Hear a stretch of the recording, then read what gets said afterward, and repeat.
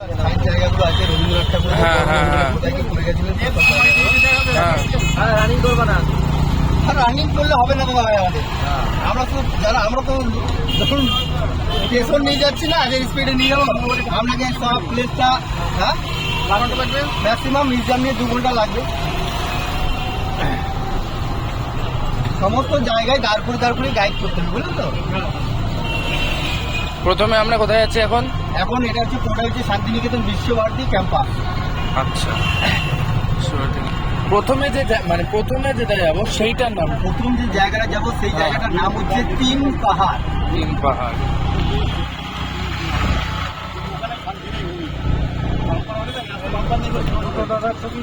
হ্যাঁ, সেটা অবশ্যই দেওয়া হবে।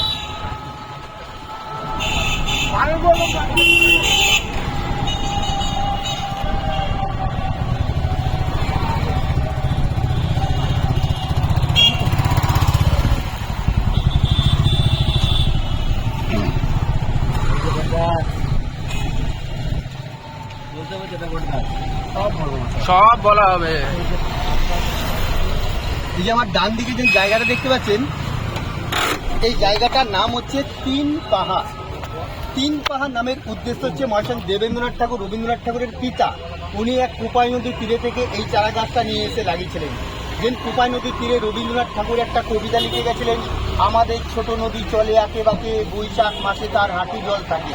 সেই কোপাই নদীর তীরে থেকে এই চারা গাছটা নিয়ে এসে লাগিয়েছিলেন এবং পরবর্তীকালে 3টে চুনি পাথর দিয়ে 3টে স্টেপ তৈরি করেছিলেন বলে জায়গাটার নাম দিয়েছিলেন 3 পাহাড়। এবং এই পাহাড়ে গোড়া থেকে রবীন্দ্রনাথ ঠাকুর একটা হাট কবিতা লিখে গেছিলেন, কুমোর পাড়ার গরু গাড়ি বুঝাই পড়া তৈয়ারি গাড়ি চালায় বক্সি বদন স্বপ্নে যোগায় ভাঙনে মদন।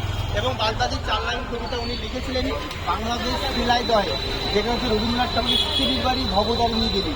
এবং এই গাছটাকে আপনারা দেখতে পাবেন বাংলা সহজ পাঠ বইয়ে ফার্স্ট পেজে চিত্রশিল্পী নন্দলাল বসুর ব্ল্যাক কালারের পেন্টিং করা আছে।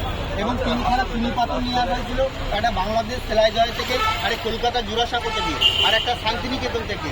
সেই 3টে চুনি পাথর দিয়ে 3টে স্টেপ তৈরি করেছিলেন বলে জায়গাটার নাম দিয়েছিলেন 3 পাহাড়।